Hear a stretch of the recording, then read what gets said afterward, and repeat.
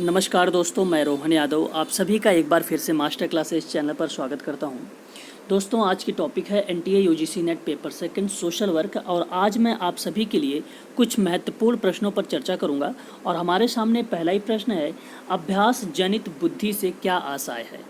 आपके सामने चार ऑप्शन है। पहला ऑप्शन कहता है कि दूसरे सामाजिक कार्यकर्ताओं के निजी अनुभव पर आधारित कौशल। तो दोस्तों ये नहीं होगा, क्योंकि अभ्यास जनित बुद्धि से जो तात्पर्य होता है वो अनुभव से होता है। बट दोस्तों एक चीज़ याद रखना कि दूसरे सामाजिक कार्यकर्ताओं से नहीं होता है, ये बातें ध्यान रखना। तो इसलिए ऑप्शन नंबर फर्स्ट जो होगा यहाँ पर नहीं होगा। सेकंड ऑप्शन पे बात करता हूँ दोस्तों, तो शोध के निजी अनुभव पर आधारित कौशल है। और थर्ड ऑप्शन है कि अभ्यास के निजी अनुभव पर आधारित कौशल। ऑप्शन नंबर थर्ड है, अभ्यास जनित बुद्धि से जो मतलब बनता है वो बनता है कि अभ्यास के निजी अनुभव पर आधारित कौशल है। तो ऑप्शन नंबर थर्ड जो है यहाँ पर दोस्तों सही होगा। सेकंड क्वेश्चन पे चलते हैं। क्वेश्चन नंबर सेकंड हमारे सामने है, सक्रिय श्रवण की अवधारणा के जनक किसे कहा जाता है। Very very most important question है दोस्तों ये। जो सक्रिय श्रवण के अवधारणा के जनक हैं वो कार्ल रोजर्स जी हैं। कार्ल रोजर्स जी ने सक्रिय श्रवण की अवधारणा को ही इन्होंने जन संचार का एक प्रकार माना और जिसका उपयोग काउंसलिंग के लिए किया जाता है। याद रखना आप लोग, किसके लिए किया जाता है? काउंसलिंग के लिए, ट्रेनिंग के लिए किया जाता है और संघर्ष विराम में किया जाता है। संघर्ष विराम में किया जाता है। तो ये तीनों चीज़ों, काउंसलिंग और ट्रेनिंग और संघर्ष विराम के बारे में इन्होंने सक्रिय श्रवण की अवधारणा में स्पष्ट तरीके से इन्होंने क्लियर किया है। तो याद रखना दोस्तों, सक्रिय श्रवण की अवधारणा के जनक कौन है? ऑप्शन नंबर फर्स्ट इसका सही जवाब होगा कार्ल रोजर्स जी। ठीक है ना। नेक्स्ट क्वेश्चन चलते हैं। क्वेश्चन नंबर थर्ड हमारे सामने आ गया कि निम्न में से कौन समाज कार्य के दायरे से बाहर है। देखिए, समाज कार्य के दायरे से बाहर है। आपके सामने यहाँ पर दोस्तों ऑप्शन मिल रहा है सचेतन, सचेतन, और दूसरा है पूर्व चेतन, और थर्ड है उपचेतन, और चौथा है अवचेतन। तो दोस्तों समाज कार्य के दायरे से जो बाहर है वो है अवचेतन। याद रखना, अवचेतन मन, जिसे हम इंग्लिश में सबकॉन्शियस माइंड कहते हैं, और यह एक प्रकार के मानसिक स्तर से है जो ना ही पूर्ण चेतन से माना जाता है और ना ही पूर्णता अचेतन से माना जाता है।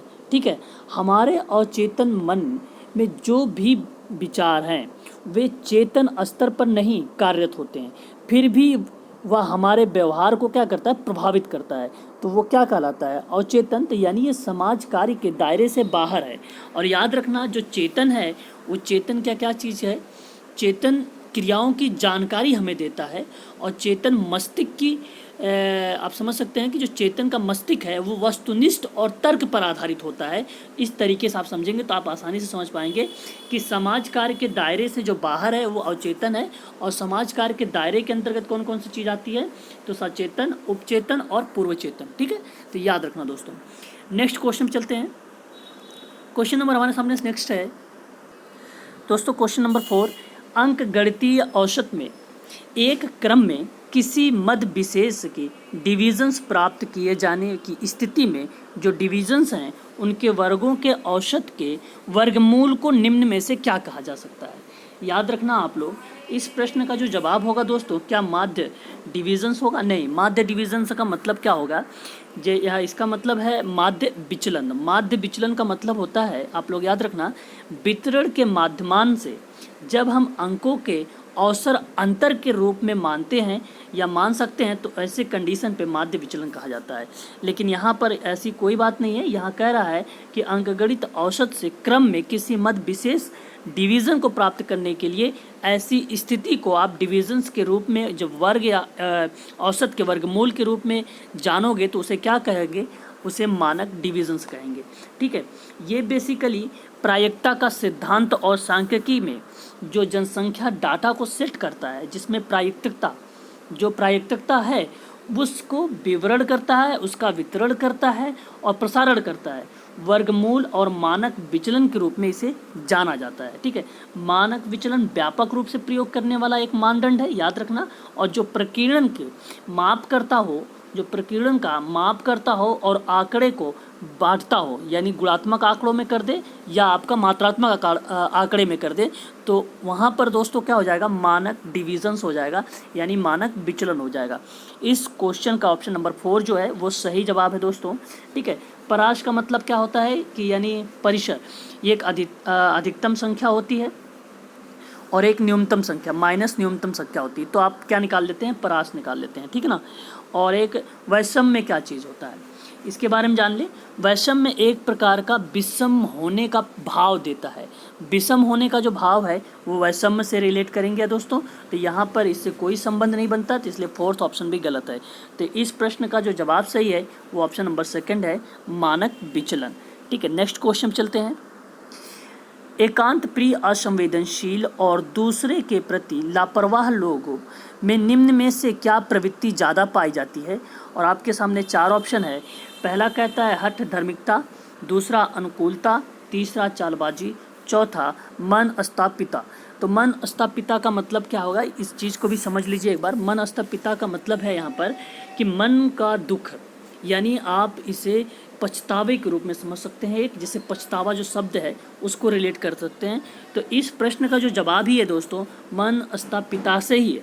ठीक है, तो ये बेसिकली यहाँ पर जो दिया गया था, इसको मन स्थापिता किसने दिया है, तो आप लोग नोट डाउन कर सकते हैं, हंस आई सेनक ने दिया था। ठीक है, और इसने एक मॉडल दिया था और उस मॉडल में PEN शब्द को रिलेट किया था।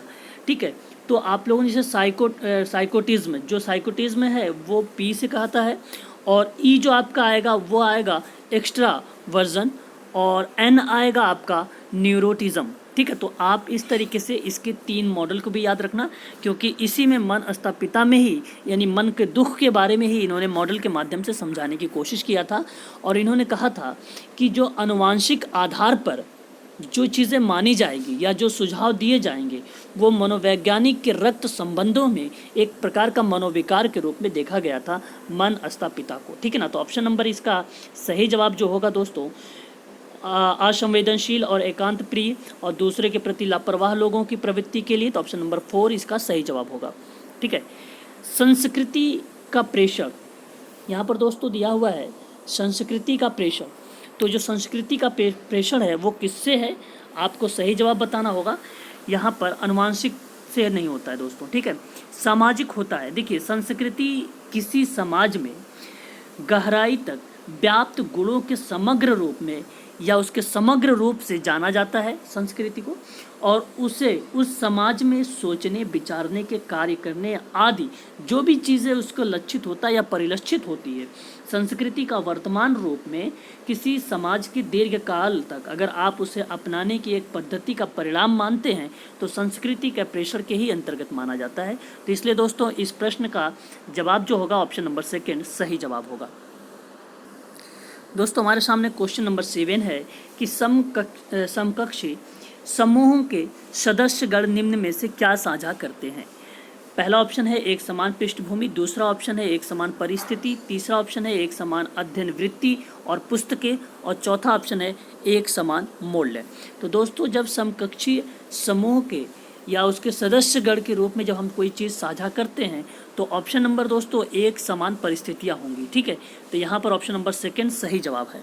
ठीक है, क्वेश्चन नंबर 8 है कि निम्न में से सामुदायिक अभिगम, देखिए अप्रोच है, यहाँ पर अप्रोच को थोड़ा सा सिद्धांत से जब रिलेट करेंगे तो आपको समझ आ जाएगा। ठीक है ना, तो सामुदायिक अभिगम का जो अप्रोचेस दिए हुए थे वो MG रॉस ने क्या नहीं दिया है। ठीक है ना, इसमें पूछा है क्या नहीं दिया है, तो यहाँ पर मैं आपको बता दूँ कि जब MG रॉस ने इस सिद्धांत या उपागम के बारे में चर्चा किया था तो 1955 में इन्होंने ये बताया था कि 3 टाइप से पाए जाते हैं।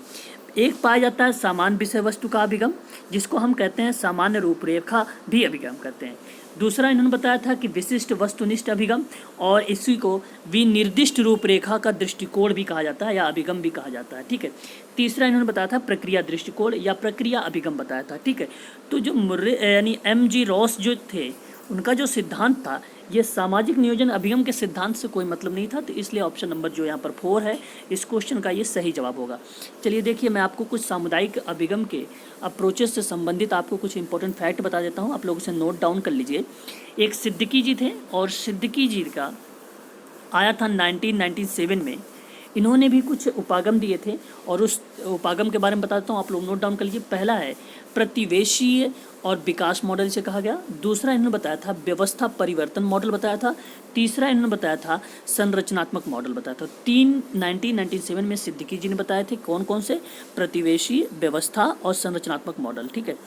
वहीं अगर मैं बात करूँ रोथमैन का नाम भी बहुत पूछा जाता है एग्जाम में, तो इसलिए आप लोग इसे भी याद कर लीजिए। रोथमैन ने बताए थे कि जो सामुदायिक अभिगम है उसके मॉडल के रूप में, उसके अप्रोचेस के रूप में पहला बताया था उन्होंने कि स्थानीय विकास होता है, और दूसरा उन्होंने बताया कि सामुदायिक नियोजन होता है। तीसरा इन्होंने बताया कि सामुदायिक कार्रवाई होती है जिसको कम्युनिटी एक्शन के नाम से भी जाना जाता है। नेक्स्ट क्वेश्चन चलते हैं दोस्तों। क्वेश्चन नंबर हमारे सामने यहाँ पर 9 है। Question number 9। क्वेश्चन नंबर 9 में क्या कहा जा रहा है कि आपको बताने हैं कि निम्न में से कौन सा सुमेलित सही नहीं है। देखिए, एम.जी. रोस जी का कहना सही है, ये समुदाय के बारे में चर्चा इन्होंने किया है, और पी.डी. कुलकर्णी जी ने भी भारत में सामाजिक नीति के बारे में चर्चा किया है, और एच.बी. ट्रेकर ने भी सामाजिक समूह कार्य के बारे में भी चर्चा किया है। ऑप्शन नंबर 4 देखते हैं, एम.एस. गोरे। तो एम.एस. गोरे जी ने 1966 में इन्होंने क्या किया था, पर्सपेक्टिव यानी the cultural perspective in social work in India, यानी ये सोशल एजुकेशन से संबंधित इन्होंने चर्चा किया था। तो यहाँ पर ऐसा कोई चीज़ नहीं दिया गया है, तो यहाँ पर आपका गलत हो जाएगा। अगर बात करें हम सामाजिक व्यक्ति कार्य को लेकर, तो सामाजिक व्यक्ति कार्य के बारे में मैरी रिचमंड का नाम आता है, ठीक है ना। तो इस प्रश्न का जो सही जवाब है दोस्तों ऑप्शन नंबर 4 सही जवाब है। क्वेश्चन नंबर नेक्स्ट करते हैं। देखिए, यहाँ पर दिया हुआ है कि सामाजिक व्यक्ति कार्य में कार्यात्मक अभिगम के जनक कौन है, ठीक है। तो याद रखना आप लोग, बहुत ही very very most important question है ये। और मैं आप लोगों को यहाँ पर बता दूँ कि जो क्वेश्चन नंबर 10 है इसका जो सही जवाब है दोस्तों, ऑप्शन नंबर आपका बी सही जवाब है, ठीक है। बी सही जवाब है, क्योंकि ऑटो रैंक ऑस्ट्रेलिया के मनोचिकित्सक हैं और ये एक लेखक भी हैं, साथ ही साथ ये शिक्षक के रूप में भी जाने जाते हैं, और उन्हें सामाजिक व्यक्तिक कार्य में कार्यात्मक अभिगम का जनक माना जाता है। तो याद रखना, कार्यात्मक अभिगम का जनक किसे माना जाता है, तो ऑटो रैंक को माना जाता है। अब नाम आता है जेस्सी टेफ्ट के बारे में। तो जेस्सी टेफ्ट क्या चीज़ है, इनके बारे में थोड़ा सा जान लेते हैं। देखिए, ये बेसिकली चाइल्ड प्लेसमेंट और चिकित्सकीय प्राधिकार थे, और याद रखना यहाँ पर इन्होंने इन चीज़ों के बारे में स्टार्ट किया था। गोद लेने के लिए इन्होंने प्रारंभिक रूप में सबसे पहले इन्होंने याद किया था कि बच्चों को जो गोद लेने से संबंधित है उसके बारे में पूरी जानकारी जो है जेस्सी टेफ्ट ने ही दिया था सबसे पहले, ठीक है। और ये सामाजिक कार्यों के कार्यात्मक दृष्टिकोण के, देखिए कार्यात्मक दृष्टिकोण मैंने बोला है, तो जब कभी एग्जाम में आपको कार्यात्मक दृष्टिकोण के जनक पूछेगा तो जेस्सी टेफ्ट होंगे। देखिए ध्यान से सुनना मेरी बातों को। और कार्यात्मक अभिगम की बात होगी तो ऑटो रैंक होंगे, ठीक ना। तो इन्होंने इसी के दृष्टिकोण से अगर मैं बात करूं, कार्यात्मक दृष्टिकोण से, तो ये इसके संस्थापक भी हैं और प्रवर्तक के रूप में जाने जाते थे ये। और जेस्सी टेफ्ट एजुकेशन जो था इनका, वो शिकागो विश्वविद्यालय में इन्होंने, जहाँ से एच.एच. पर्लमैन ने एजुकेशन प्राप्त किया था, वहीं से इन्होंने भी एजुकेशन को प्राप्त किया है, ठीक है ना। गार्टन हैमिल्टन के बारे में बात करते हैं थोड़ा सा। तो गार्टन हैमिल्टन जी का क्या है, इन्होंने बेसिकली 1937 में इन्होंने अपना पहला एक लेख लिखा था जिसमें basic concept in social case work के बारे में लिखा था, और यही आगे चलकर इनका निदानात्मक संप्रदाय के नाम से जाना गया। तो याद रखना, यहाँ पर गार्टन हैमिल्टन जी की जो बुक आई थी, जो लेख आई थी 1937 में, बेसिक कॉन्सेप्ट्स इन सोशल केस वर्क, वो आगे चल के निदानात्मक संप्रदाय के नाम से जानी गई। और इनका एक दूसरा लेख आया था 1941 में, और वो 1941 में उस पुस्तक का नाम क्या था, लेख का, उसका नाम था द अंडरलाइन। आप लोग नोट डाउन कर लीजिए, ये सारी पुस्तकों का नाम है the underline philosophy of social case work, प्रकाशित हुआ था। बेसिकली ये जो बुक थी the underline philosophy of social case work, ये आगे चल के किस पर चर्चा हुई या किस पर प्रकाशित हुई, तो ये दोस्तों निदानात्मक और कार्यात्मक संप्रदाय से लेकर, ठीक है। तो संप्रदायों को लेकर निदानात्मक और कार्यात्मक संप्रदायों, तो संप्रदाय की जब बात होगी, कार्यात्मक संप्रदाय की बात होगी, तो आप किसको लगाओगे, गार्टन हैमिल्टन जी को लगा के आओगे, ठीक है ना। तो याद रखना दोस्तों, इन्होंने क्या किया था कि निदानात्मक और कार्यात्मक संप्रदायों के अंतरों को स्पष्ट किया था, ठीक है ना। और गार्टन हैमिल्टन जी बेसिकली ज़्यादा जो फेमस रहे वो मनोसामाजिक सिद्धांत को लेकर फेमस रहे। अब याद रखना कि मनोसामाजिक सिद्धांत में एरिक एरिक्सन का नाम नहीं आएगा, वहाँ पर आएगा मनोसामाजिक विकास की अवस्थाओं के बारे में, तो आपका नाम वहाँ पर आएगा एरिक एरिक्सन जी का नाम, ठीक है। मैं अब चर्चा कर रहा हूँ मनोसामाजिक सिद्धांत का, तो आप गार्टन हैमिल्टन जी को लगाएंगे, ठीक है। टालकॉट एक पार्सन्स है, इनके बारे में मैंने कई बार बता चुका हूँ आप लोगों को, तो आपको पता ही होगा कि सामाजिक क्रिया के सिद्धांत और संरचनात्मक कार्यात्मकता में, अब जब कभी संरचनात्मक कार्यात्मकता के बारे में पूछेगा कि जनक कौन है, तो आप बताएंगे टालकॉट पार्सन्स रहे, ठीक है ना। और इनकी जो एक बुक थी द सोसाइटी सिस्टम, एक पुस्तक का नाम इनके था, और दूसरी पुस्तक एक फेमस थी द स्ट्रक्चर्स ऑफ सोशल, ठीक है। तो ये जो आपका द सोशल सिस्टम आया था वो 1951 में आया था, और द स्ट्रक्चर ऑफ सोशल जो बुक आई थी वो आई थी 1937 में आई थी, ठीक है। तो ये बातें याद रखना आप लोग। चलिए आगे चलते हैं क्वेश्चन नंबर नेक्स्ट पे।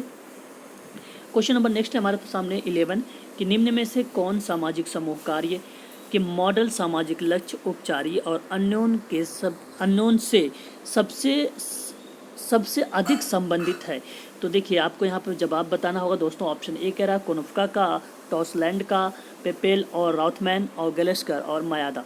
मैं दोस्तों आपको बता दूं कि जब समूह कार्य उसके मॉडल की बात कर रहा है और उस मॉडल में लक्ष्य और उपचार से संबंधित है, ठीक है, तो उस प्रश्न का जो जवाब होगा दोस्तों, इस प्रश्न का ऑप्शन नंबर 3 यहाँ पर देखेंगे, पेपेल और रॉथमैन जी के द्वारा ये बातें कही गई हैं कि सामाजिक समूह कार्य के जो मॉडल हैं वो सामाजिक लक्ष्य और उपचारी और अननोन से सबसे अधिक संबंध रखता है, ठीक है। तो ऑप्शन नंबर 3 इस प्रश्न का सही जवाब होगा।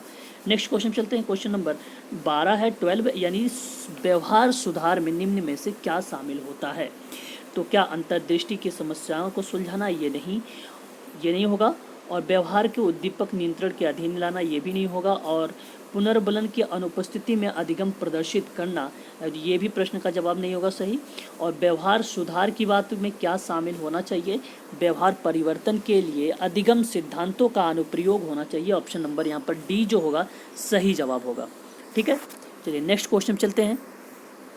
हमारे सामने क्वेश्चन है 14 कि निम्न में से कौन धारणीय लक्ष्यों का प्रमुख बिंदु है, ठीक है। 14 क्वेश्चन कह रहा है कि निम्न में से कौन सतत डेवलपमेंट या आप इसे कह सकते हैं सस्टेनेबल डेवलपमेंट गोल के प्रमुख बिंदु हैं, ठीक है। तो पहला ऑप्शन है आपके सामने शांति और संपन्नता, और दूसरा ऑप्शन है जनता ग्रह और संपन्नता, थर्ड है जनता साझेदारी और शांति, फोर्थ है जनता ग्रह संपन्नता शांति और साझेदारी।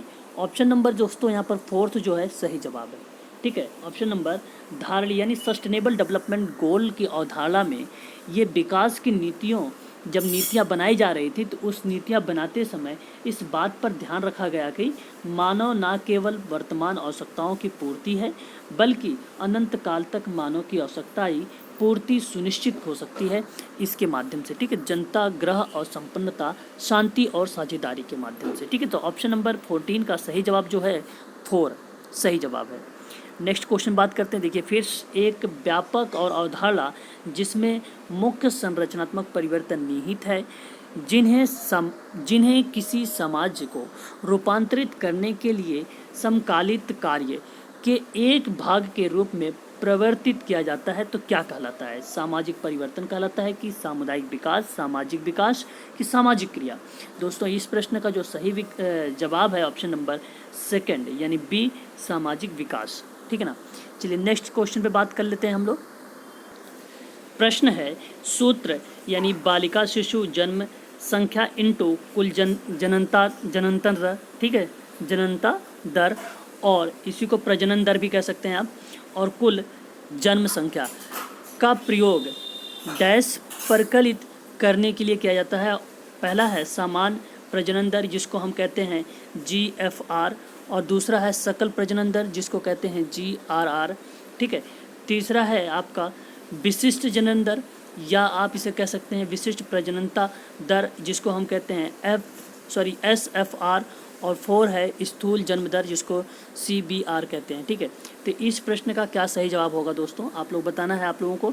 और इस प्रश्न का जो सही जवाब है ऑप्शन नंबर 2 सही जवाब है। ठीक है, ग्रॉस यानी यहाँ पर GRR सही जवाब है कि सकल प्रजनन दर जो है इसका सही जवाब है, क्योंकि फीमेल के बारे में बताया जाता है ये कि जो एक फीमेल से जन्म लेती है, एक फीमेल यानी एक बच्ची। ठीक है, तो वहाँ पर बालिकाओं के, यानी यहाँ पर देखिए बालिकाओं शिशु दिया है तो बालिका के लिए ना कि बालक के लिए। ठीक है ना, तो उसके फॉर्मूले को इन्होंने बताया गया है इस सूत्र के माध्यम से। ठीक है ना, और इस सूत्र से हमें क्या निकलता है, GRR निकलता है। ठीक है, तो याद रखना आप लोग GRR। ठीक है, ग्रॉस रिप्रोडक्टिव रेट इस प्रश्न का सही जवाब है। नेक्स्ट क्वेश्चन चलते हैं। क्वेश्चन नंबर हमारे सामने 17 है कि निम्न में से कौन एक अच्छे नेता की विशेषता नहीं है। ठीक है, पहले हमें जान लेना चाहिए कि एक अच्छे नेता की विशेषता कौन कौन सी है।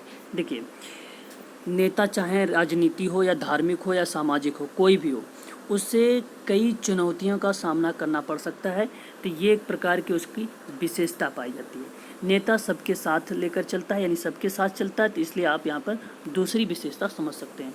लोगों की मदद करता है, ये भी एक प्रकार की विशेषता है।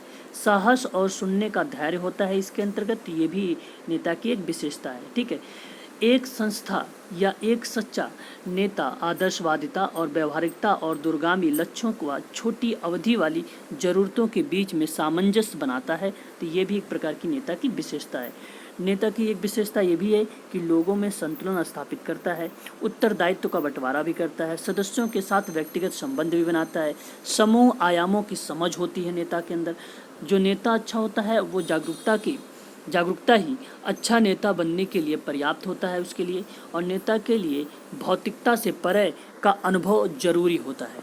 नेता का यहाँ पर अगर बात करें तो कार्य जो होते हैं वो संभव बनाना होता है, ये एक प्रकार की उसकी विशेषता है। ठीक है, और साथ ही साथ अगर मैं आप लोगों से बात करूं तो यहाँ पर देखिए उत्तरदायित्व का बंटवारा भी नेता के अंतर्गत यहाँ पर देखने को क्या मिल सकता है। आप लोग मुझे सही जवाब बताइए, मैंने अभी भी आप लोगों से बताया है। ठीक है, तो यहाँ पर उत्तरदायित्व का बंटवारा होता है, सदस्यों के साथ व्यक्तिगत संबंध भी होता है, समूह के साथ आयामों की समझ होती है, अधिनायकवादी दृष्टिकोण अच्छे नेता की विशेषता नहीं होती है। ऑप्शन नंबर पहला ही जो है दोस्तों ये सही जवाब है। ठीक है, क्वेश्चन नंबर 18 पे आते हैं। क्वेश्चन नंबर 18 कह रहा है कि निम्न में से अधिनियम के नाम बताना है और वो कौन सा अधिनियम है जो गलत अधिनियम है। ठीक है ना, देखिए मैं आपको बता दूं यहाँ पर बहुत अच्छा क्वेश्चन है ये, जो यहाँ पर बाल संरक्षण अधिनियम। देखिए पहले तो आप लोग इस प्रश्न के बारे में जान लीजिए, इस प्रश्न का सही जवाब क्या हो सकता है। ठीक है, इसमें पूछा है कौन सा गलत है, तो इसमें दोस्तों पहला और दूसरा तीसरा गलत है, यानी पहला गलत है, दूसरा गलत है और आपका तीसरा गलत है। ठीक है, सिर्फ कर्मचारी राज्य बीमा अधिनियम ही यही सही जवाब है और आपको गलत को टिक मारना था, तो यहाँ पर पहला दूसरा ऑप्शन नंबर डी जो होगा यानी 4 यही सही होगा।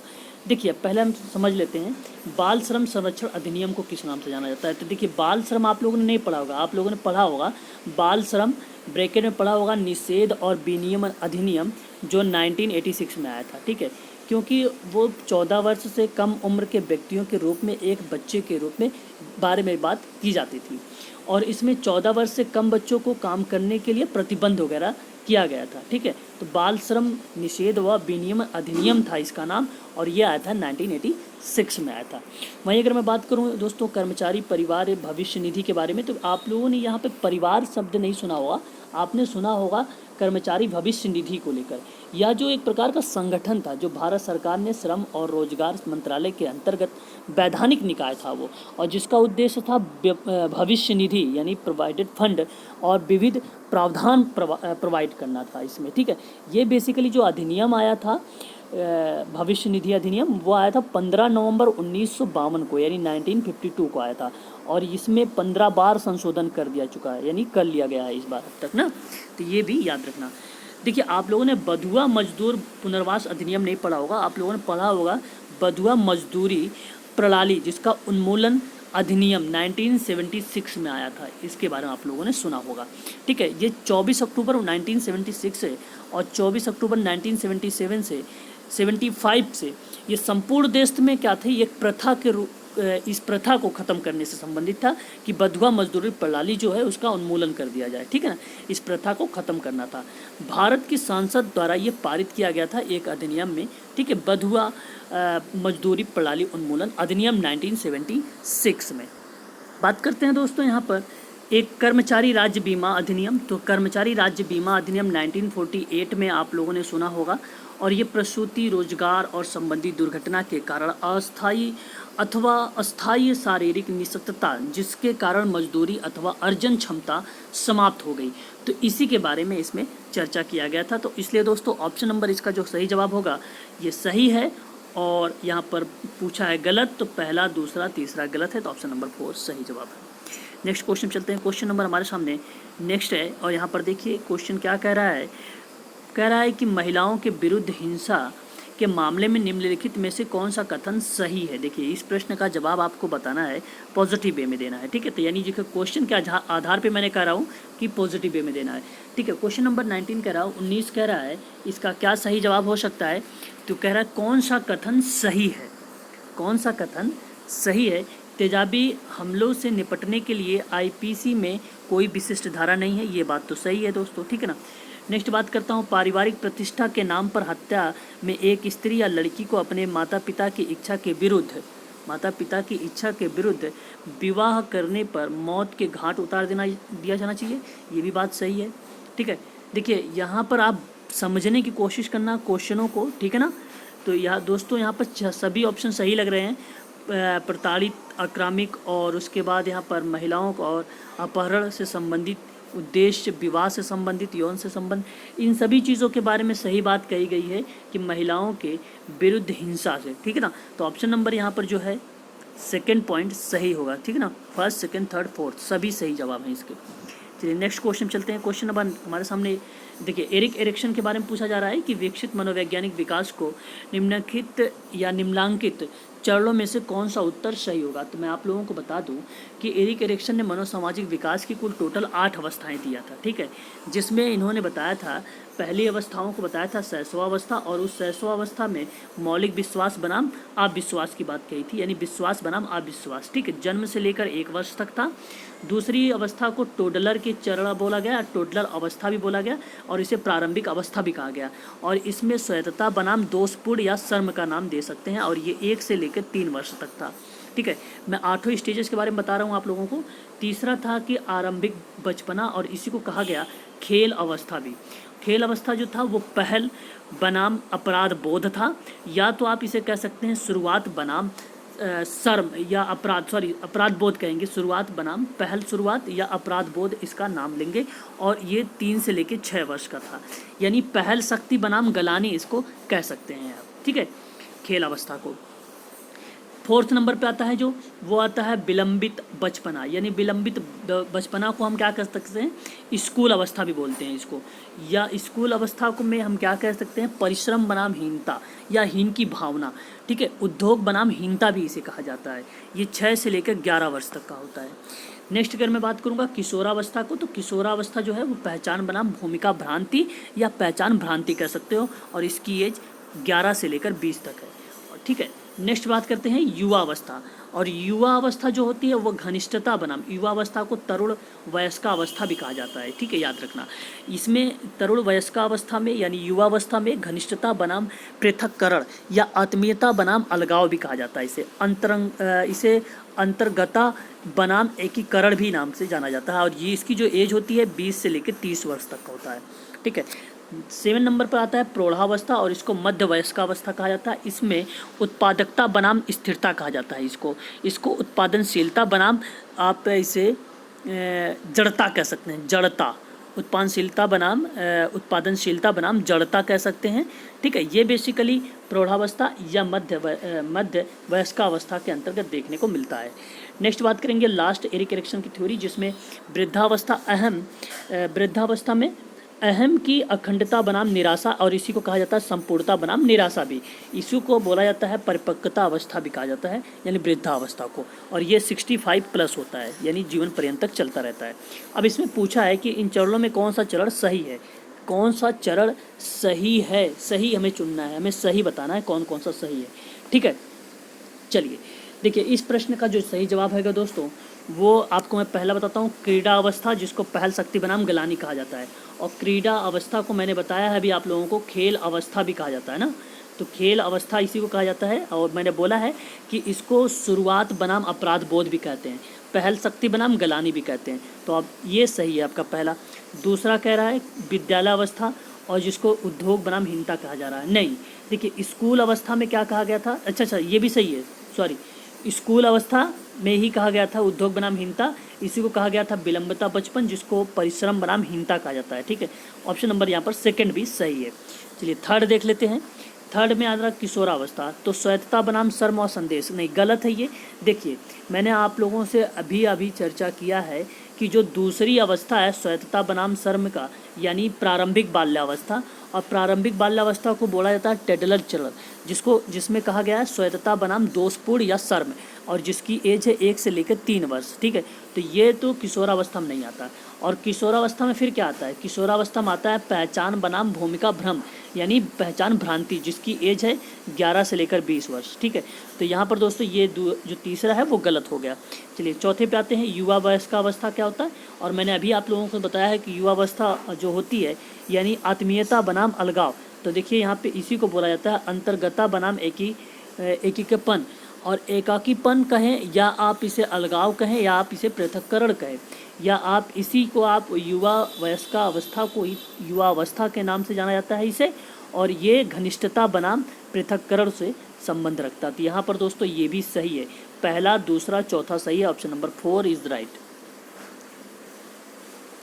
नेक्स्ट क्वेश्चन बात करते हैं। देखिए तनाव की एक स्थिति जो किसी व्यक्ति या समूह को अनुकूल क्षमता तक पहुंच जाती है और उसके पार चली जाती है, तो वो क्या कहलाती है। ठीक है, तो इस प्रश्न का जो सही जवाब होगा दोस्तों वो होगा आपका संकट। देखिए समझने की अब कोशिश करना आप लोग, यहाँ पर मैं किस चीज़ों से रिलेट करा रहा हूँ संकट को। दोस्तों इस प्रश्न का जो जवाब है ऑप्शन नंबर सेकंड ही सही है, संकट, क्योंकि तनाव की वह स्थिति है जो किसी व्यक्ति या समूह के अनुकूल क्षमता तक पहुंच जाती है और उसे पार या उसके पार चली जाती है, तो वह एक संकट कहलाती है दोस्तों। ठीक है, ऑप्शन नंबर यहाँ पर जो बी है वो सही है। देखो विरेचन क्या चीज़ है, विरेचन यानी कैथेरसिस, आप समझ सकते हैं। कैथेरसिस जो है ये इसको कहा जाता है विरेचन को, ये अरस्तु द्वारा दिया गया था। बेसिकली त्वचा रोगों के उपचार से संबंधित जो विरेचन का सर्वोत्तम चिकित्सा है इसमें फॉलो किया गया था। अब आपको समझ आ रहा होगा कि भाव विरेचन फिर क्या चीज़ है। देखो यहाँ पर थोड़ा सा अलग है। भाव विरेचन में क्या होता है कि व्यक्ति की दमित भावनाओं को निकालने की प्रक्रिया, जिसमें वह अपने मूल अनुभवों के आधार पर काल्पनिक जगत में पुनः निवास करने की अभिव्यक्ति करता है। और यह जो शब्द है मनोचिकित्सा से प्रयुक्त हुआ है, भाव विरेचन। ठीक है, तो ये विरेचन से ही रिलेट करके बनाया गया है। ठीक है, तो इस प्रश्न का जो सही जवाब है दोस्तों ऑप्शन नंबर जो बी है, सही जवाब है संकट। नेक्स्ट क्वेश्चन है कि गेस्टाल्ट थेरेपी में सर्वाधिक संबंध किससे रखा गया है। तो गेस्टाल्ट थेरेपी के अंतर्गत मैं आपको एक चीज़ बता दूं, यहाँ पर दोस्तों जो सही जवाब है फ्रीटर्स पल्स हैं, ऑप्शन नंबर 4 सही है। और कार्ल रोजर्स के बारे में आप समझ लीजिए, ये बेसिकली क्या थे, मनोचिकित्सक तो थे, ये मानसिक रोगों के निवारण के लिए प्रसिद्ध थे, संवेदनाओं के स्थान देने के लिए प्रसिद्ध थे, ये उपचारार्थी केंद्रित मनोचिकित्सक, इन्होंने थेरेपी दी थी। उपचारार्थी केंद्रित मनोचिकित्सा की थेरेपी इन्होंने दी है, CR रोजर्स ने दिया है। ठीक है, तो ऑप्शन नंबर इस प्रश्न का जो सही जवाब होगा दोस्तों वो क्या होगा, 22 का फ्रीटर्स पल्स होगा। ठीक है, फ्रीटर्स पल्स होगा, थेरेपी से संबंध रखते हैं। क्वेश्चन नंबर पढ़ते हैं 23। देखिए यहाँ पे क्या कहा जा रहा है, अपंग व्यक्ति या इसी को क्या कहा जाता है, अपंग व्यक्ति यानी PWD यहाँ पर लिखा गया है, यानी पर्सन विद डिसेबिलिटी। और ये पर समान अवसर अधिकार संरक्षण एवं पूर्ण भागीदारी अधिनियम को भारत के राष्ट्रपति द्वारा निम्नलिखित में से किस वर्ष 1 जनवरी को स्वीकृत किया गया था, तो 1996 में। ठीक है, देखिए मैं थोड़ा सा इसके बारे में बता दूं आप लोगों को। ये बेसिकली पर्सन विद डिसेबिलिटी के अकॉर्डिंग अगर पूछेगा तो कितनी डिसेबिलिटी होती है, तो आप कहेंगे 7 टाइप की डिसेबिलिटी होती है 1995 में, और 1 जनवरी 1996 को राष्ट्रपति द्वारा स्वीकृत किया गया था और इसमें 7 टाइप की डिसेबिलिटी थी। RCI देखो ये बेसिकली किससे जुड़ा हुआ है, वो RCI से जुड़ा हुआ है, रिहेबिलिटेशन काउंसिल ऑफ इंडिया से। ये जो है RCI 1992 में आज सांसद द्वारा ये लाया गया था, पारित किया गया था। और विकलांग व्यक्तियों का जो मुख्य आयुक्त है वो CCPD के नाम से जाना जाता है। तो ये आया था 1995 को आया था, ठीक है। ये बेसिकली क्या था कि बच्चों को सक्षम बनाना, स्वतंत्र बनाना, उसके बारे में बात किया जाता था, ठीक है। अगर RPWD के अकॉर्डिंग पूछा जाता है कितने टाइप की डिसेबिलिटी है, 2016 की ये एक नीति थी जिसमें 21 टाइप की डिसेबिलिटी के बारे में चर्चा किया गया है, ठीक है। और नेक्स्ट अगर मैं बात करता हूँ नेशनल ट्रस्ट, तो NT का मतलब होता है नेशनल ट्रस्ट। ये बेसिकली 4 डिसेबिलिटी पर काम करता था, ASD यानी ऑटिज्म बच्चों पर, सेरेब्रल पॉलिसी बच्चों पर, इंटेलेक्चुअल डिसेबिलिटी बच्चों पर और मल्टीपल डिसेबल वाले बच्चों पर। इन 4 डिसेबिलिटी पर काम करता है नेशनल ट्रस्ट। ये बेसिकली 1999 में आया, बट इसकी जो स्थापना हुई है नेशनल ट्रस्ट की 2000 में स्थापना हुई है, तो ये बात भी याद रखना, ठीक है। अभी देख लीजिए थोड़ा सा इसके अंतर्गत कुछ राष्ट्रीय संस्थान होते हैं, क्रम में पूछ लेता है कभी कभी एग्जाम में कि ईयर के अकॉर्डिंग बताइए या तो इसका फुल फॉर्म बताइए। पहला आता है NIMH में, जिसमें नेशनल इंस्टीट्यूट मेंटली हैंडीकैप के बारे में बताया गया। ये इस कहाँ पर है, सिकंदराबाद में है। और ये कब किया गया था, इसकी स्थापना 1984 में किया था। मैं कुछ आप लोगों को राष्ट्रीय संस्थाओं के बारे में बता रहा हूँ जो क्षेत्रीय केंद्र पर है, ठीक है। नेक्स्ट है AY अलियावर जंग इंस्टीट्यूट संस्थान है हैंडीकैप पर। तो AYJISHD मुंबई में है, अलियावर जंग इंस्टीट्यूट करके, और ये मुंबई में है और ये 1983 में इसकी स्थापना हुई थी, ठीक है। ये याद रख लेना आप लोग। और एक है आप लोगों को NIEPWD राष्ट्रीय बहुदिव्यांग ग्रस्त जन सशक्तिकरण संस्थान। ये कहाँ पर है दोस्तों, तो चेन्नई में है। और कब स्थापना की गई है, 2005 में इसकी स्थापना की गई थी, ठीक है। नेक्स्ट अगर हम बात कर लेते हैं यहाँ पर SLRTC जो न्यू दिल्ली में है, भारतीय संकेत यानी इंडियन साइन लैंग्वेज की बात हो रही है यहाँ पर, ISL, ठीक है। तो इंडियन साइन लैंग्वेज यानी भारतीय संकेत भाषा शोध प्रशिक्षण केंद्र जो है ये 2016 में आया। तो ये कहाँ पर है, न्यू दिल्ली में है, ठीक है। तो ये याद रखना। नेक्स्ट अगर बात करूँ मैं तो NIVH यानी यहाँ पर नेशनल इंस्टीट्यूट और विजुअल हैंडीकैप जो देहरादून में है, और इसकी स्थापना हुई थी 1976 में हुई थी, ठीक है। एक है NIOH जिसको बोला जाता है आर्थोपैडिक यानी नेशनल इंस्टीट्यूट आर्थोपैडिक, आप यहाँ पे ट्रेनिंग कह सकते हो, सॉरी H होगा, ये हैंडीकैप है, ठीक है। तो ये बेसिकली कहाँ है, कोलकाता में है। और कब इसकी स्थापना हुई थी, 1978 में हुई थी, ठीक है। वैसे ही पंडित दीनदयाल उपाध्याय शारीरिक दिव्यांगता से पर है जो नई दिल्ली में उपस्थित है और 1960 में है। और स्वामी विवेकानंद राष्ट्रीय पुनर्वास प्रशिक्षण और शोध, ठीक है, ये कहाँ पर, कटक में है, ठीक है। तो कब इसकी स्थापना हुई थी, 1975 में स्थापना इसकी हुई थी। और यहाँ बात पूछा जा रहा है PWD जो राष्ट्रपति द्वारा स्वीकृत 1 जनवरी किया गया था, तो कौन से वर्ष में, 1996 में किया गया था। ऑप्शन नंबर 4 इसका सही जवाब है।